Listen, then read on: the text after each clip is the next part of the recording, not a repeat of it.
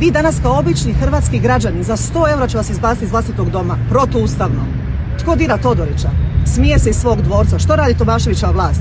Lancima su se vezali, govoreći o poreznoj utaji vezanu uz taj isti dvorac. Koga danas dira? Nitko.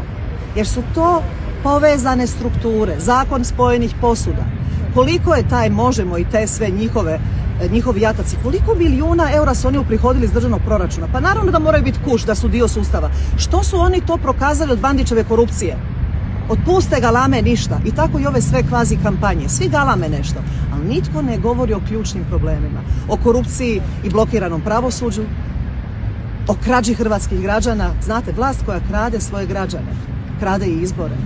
A ovdje ne da kradu, to je pljačka epskih razmjera. Nama svaki dan u Odlučnost i pravednost pristižu novi članovi, jer su svjesni da su sve takozvane političke stranke na jednu stranu, a Odlučnost i pravednost na drugoj. Jedino se mi bavimo onim što je ključno i čime se politika treba baviti, a to je život hrvatskih građana.